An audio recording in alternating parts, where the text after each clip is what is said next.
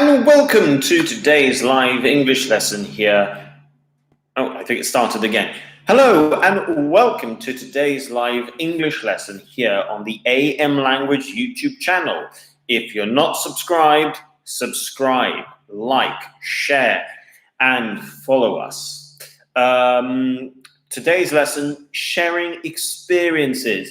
And this sort of language is great because whether you are just on a general English course or whether you are preparing for IELTS or a Cambridge exam, this type of language is needed.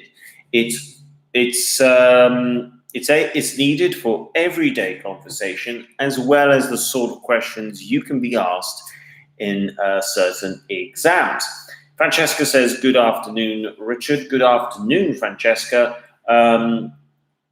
Boa tarde, Portuguese, and thank you for joining the lesson today.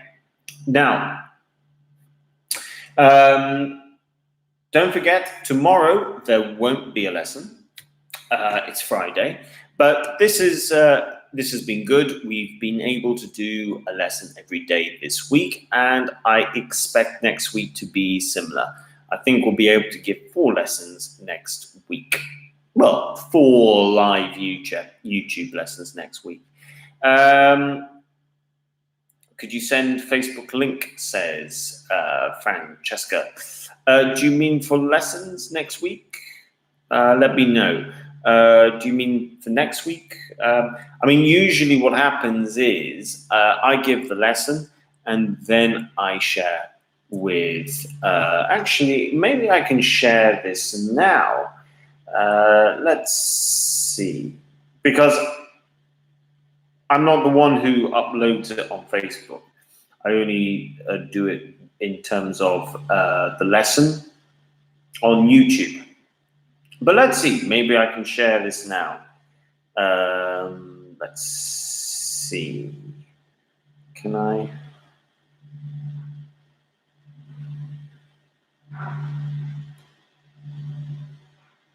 Irina F. Good afternoon. Hello and welcome to today's lesson. Privyet. And it looks like that we've got some more students as well. Okay, so yeah, we're going to, I need it because last week I don't, the time class.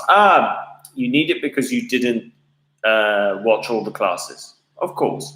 You should always find the link going up on Facebook, usually after the lesson or the next day, but don't forget, you can always see it on YouTube. So, talking about experiences. Now, the first thing I like to say is we'll look at some sort of questions that you could be asked, okay? We'll look at it from like an IELTS perspective, but also something that's relevant to general English as well. So let's say you've got some questions like this. So the first question might be something like, can you tell me of a holiday, childhood holiday, for example? That's a good one. Can you tell me of a childhood holiday? Now, this sort of question is the sort of question you would get maybe in the IELTS part 1. Now, if someone asked you this normally, okay, so in a general, so that's in the style of IELTS, okay. Now, general English, slightly different. This question would be more natural.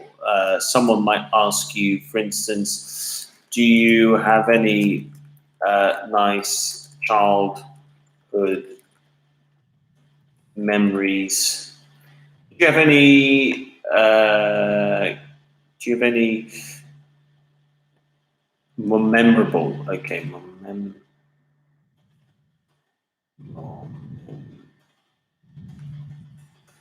there we go. We'll go with this type of more memorable childhood holiday.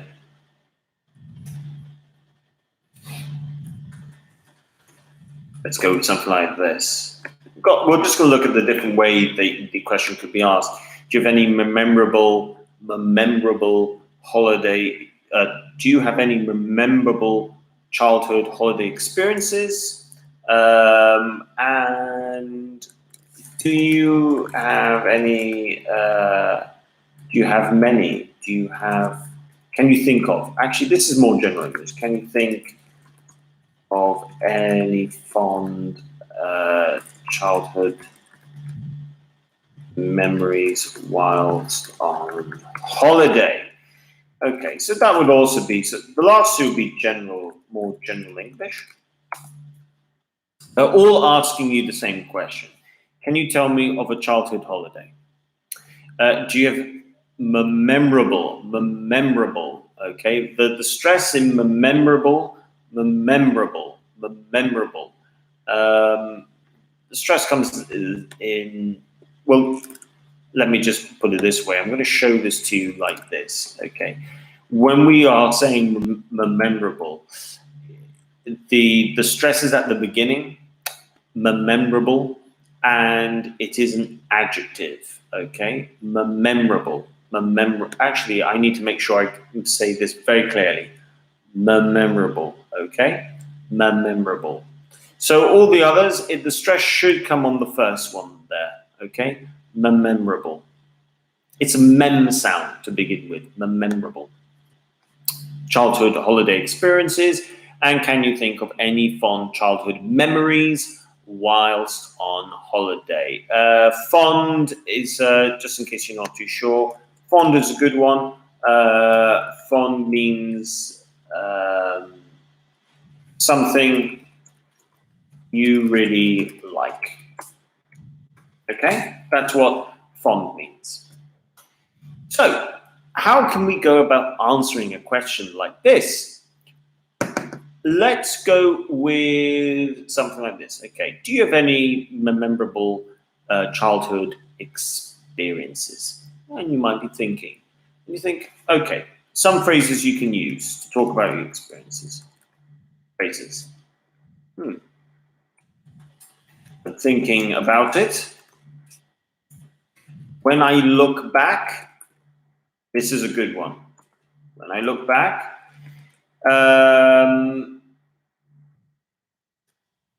I recall.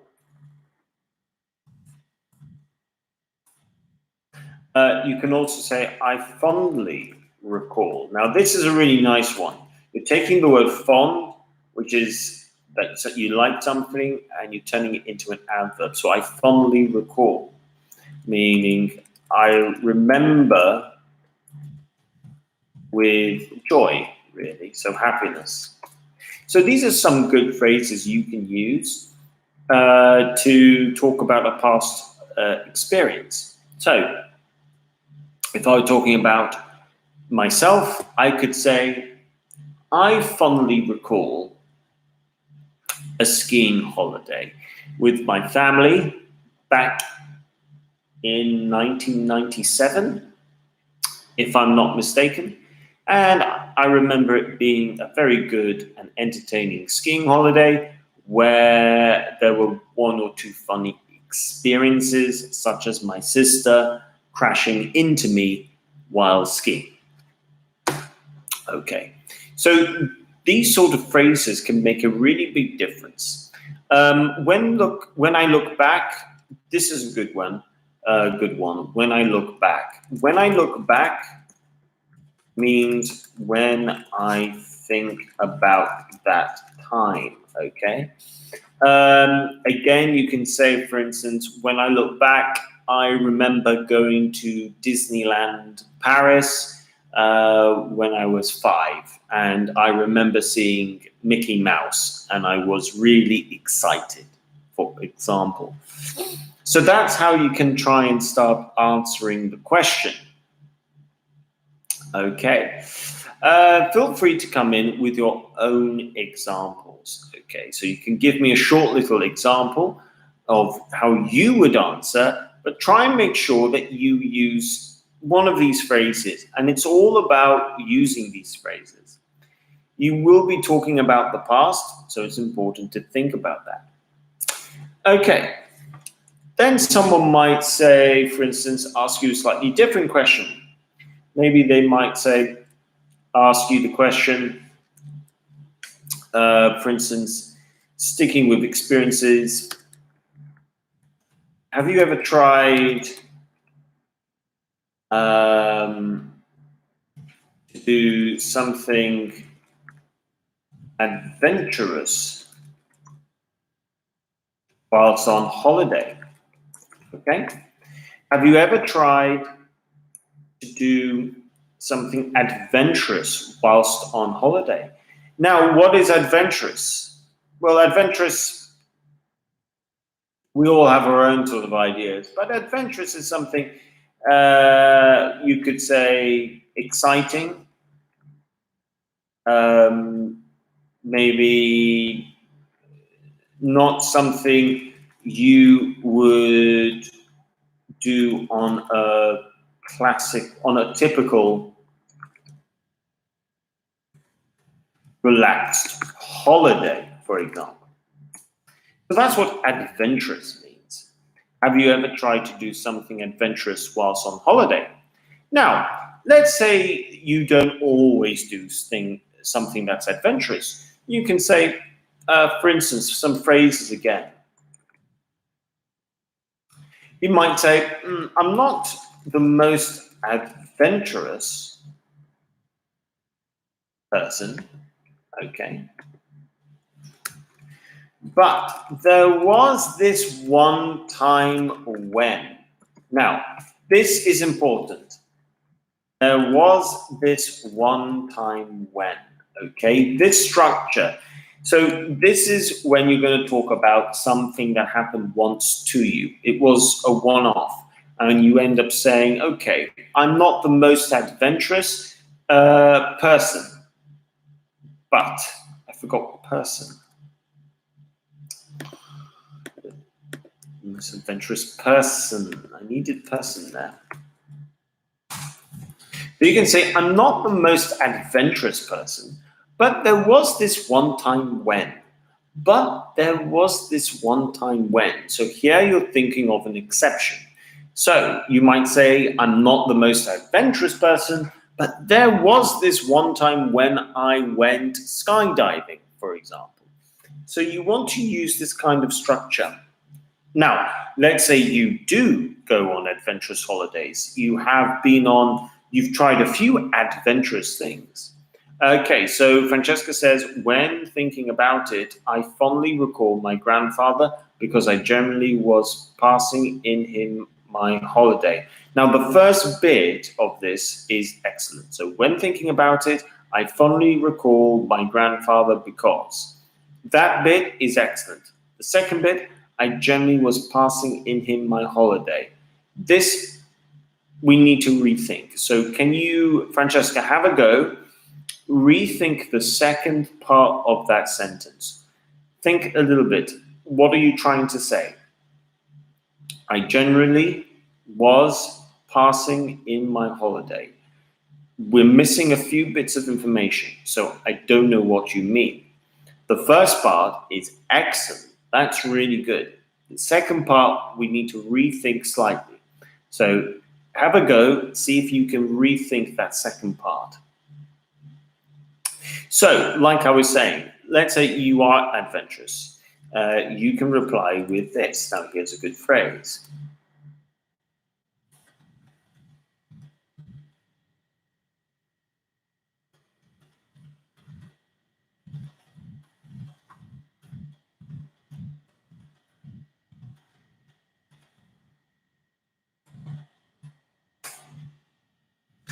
I tend to be a bit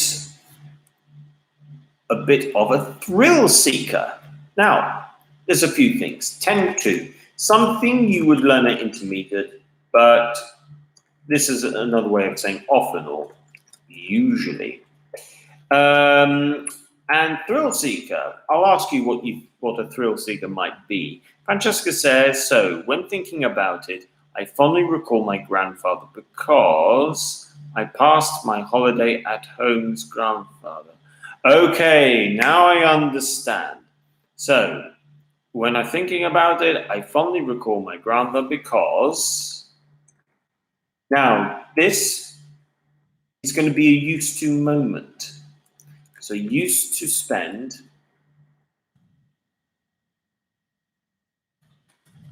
my holidays with my grandfather. Okay. Or you can also write because I would often spend my holidays with my grandfather. So these are your two best options. So this would then read quite nicely. When thinking about it, I fondly recall my grandfather because I used to, I forgot the I bit, sorry.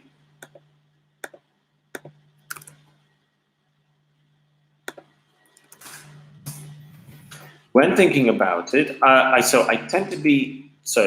when thinking about it, I fondly recall my grandfather because I used to spend my holidays with my grandfather, or with him, because I would often spend my holidays with him, or because I would often spend my holidays with my grandfather. That would then be good, but you're going to have to go with either a used to or would often. That's the important thing there, Francesca. So you've got to choose and go with either used to or would often, because that's the important structure you need there. Now, back to if you're a thrill seeker. What is a thrill seeker?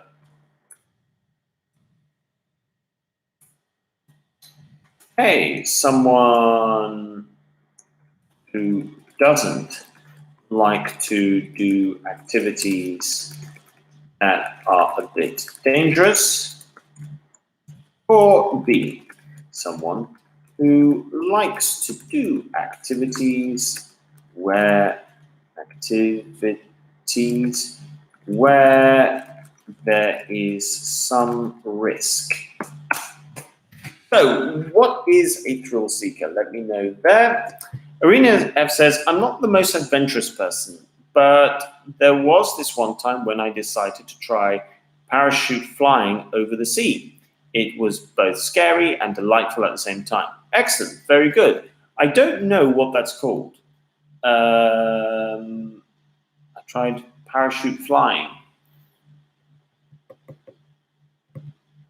Yeah, I mean, look, I know what you mean. I just don't know what the official name for that activity is. But parachute flying seems like a good idea.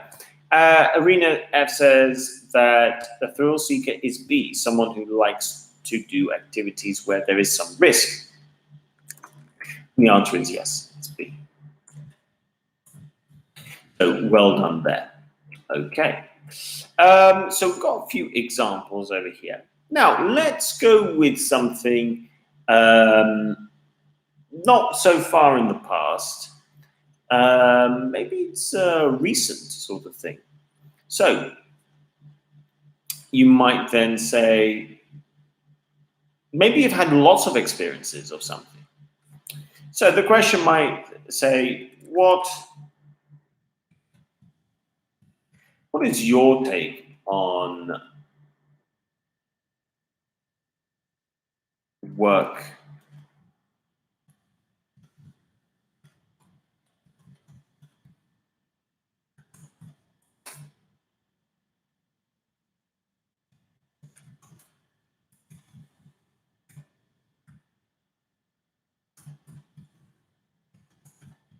Maybe someone asks you this question: what is your take on the balance between work and pleasure?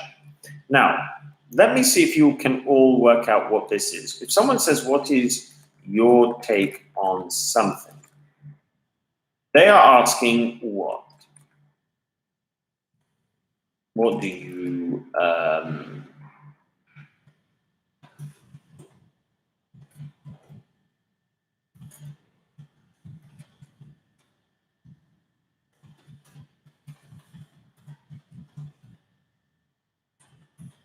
Are they asking what your opinions are?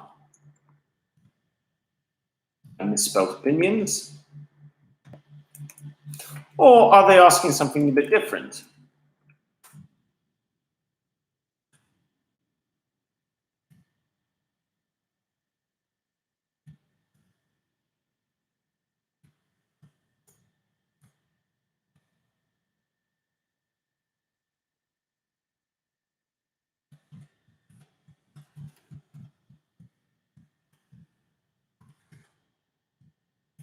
Which one is the correct one?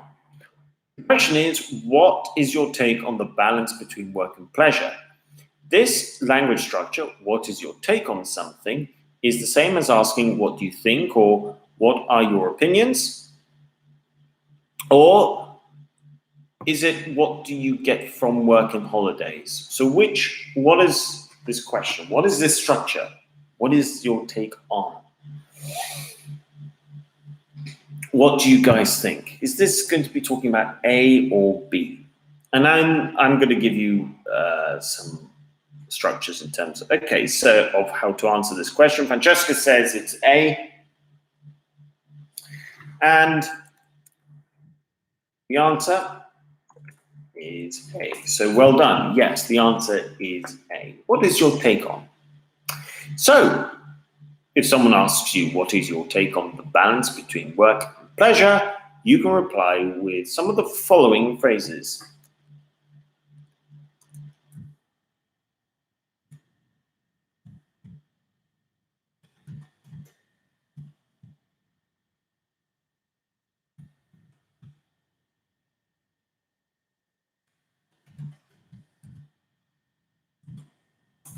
First of all, you can start off by saying, I would say. You just go straight into your answer and you say, I would say. For instance, you can say, I would say it's important that you do work and you do earn a good amount of money, but you need that time when you're not working. Your life is not just about work. So you've got that structure, I would say. If you want to, go deep, you could say,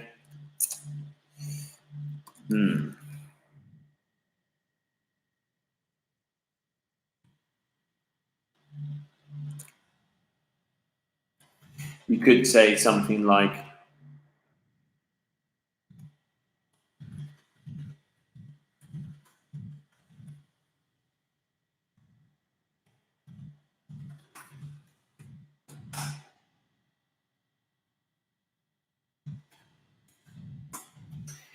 now this is an interesting response. Now, you're actually giving your time to think. So you could actually use this before you say, I would say. You've got this. There's a lot of food for thought with that type of question. There's a lot of food for thought with that. So we've got this food for thought. What is food for thought? What does this mean when we say, food for thought? What are we saying? I'm going to give you two choices.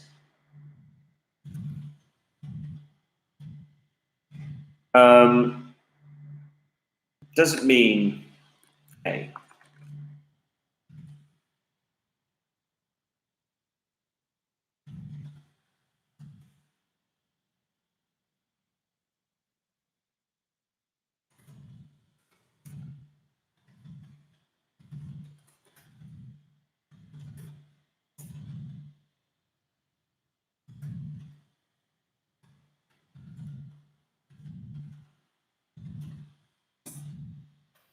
No, there's a lot of food for thought. Does this food for thought mean something where there are a lot of things to think about, or B, something that is easy to think about? Now, my answer, if I were to give this, what do you get from, what is your take? Let me just remind you of the question. Okay, so this is the question again. What is your take on the balance between work and pleasure? So I could say, there's a lot of food for thought with that type of question. Francesca says A. And the correct answer,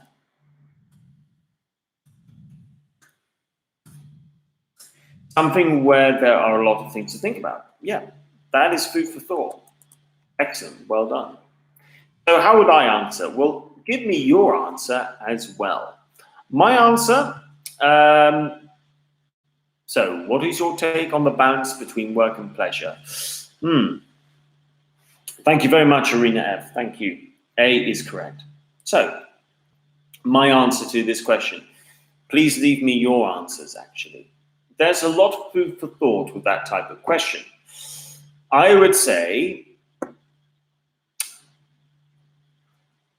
it's easy for work to become the biggest thing in your life. For the majority of your life, you are working. For the majority of the days that you are alive, you are going to be at work. You are going to be doing something. You're going to be working to earn money, working to improve your skills, your income, your job satisfaction.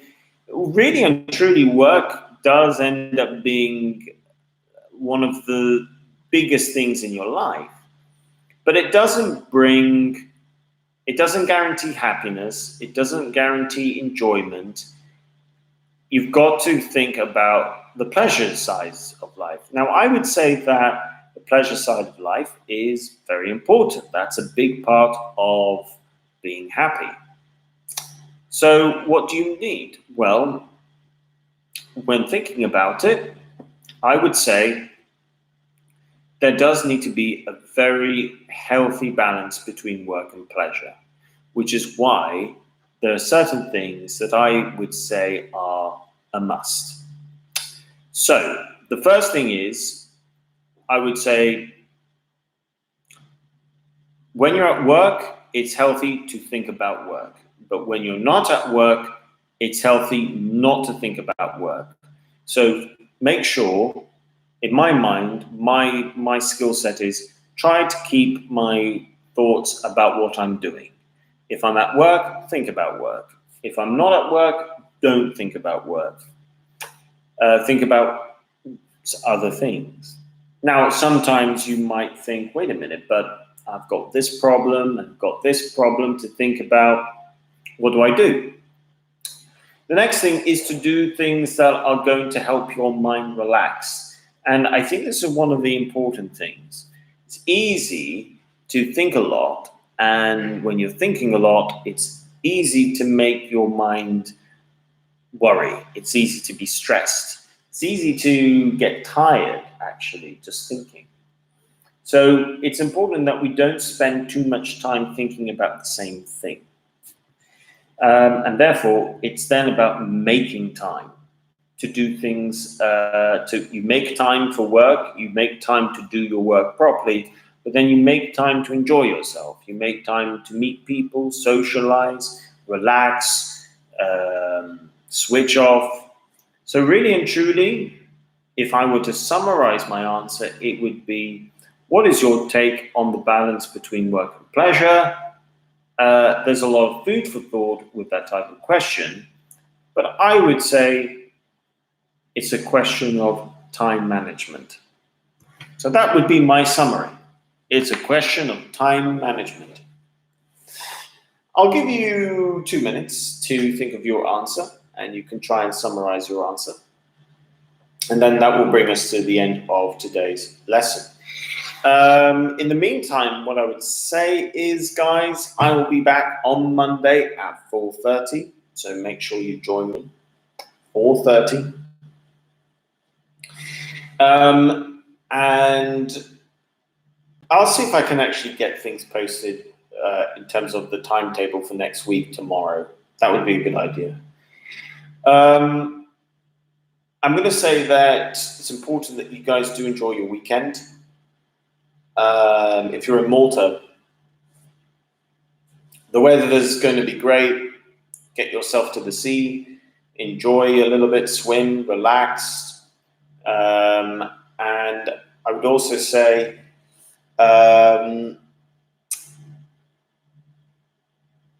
Probably, yeah, make time to enjoy yourself. That's what I would say. Have a really good weekend. Yes, you too, Francesca. Have a lovely weekend as well. And you too, Rena F. Thank you, by the way, for your participation in the live chat today. Thank you so much. Rena F says, thank you for the lesson. See you next week. Take care. You too.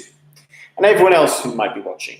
So thank you very much, guys. Like the video, share, and I'll see you Monday at 4:30. Take care and bye for now. If you want to leave any answers based off this lesson, please leave them in the comment section below. And thank you so much. The class will be the same time. Yeah, the class will be at the same time, 4:30. So thank you very much, guys. Take care. See you next week. Bye for now. 4:30 Monday. See you then.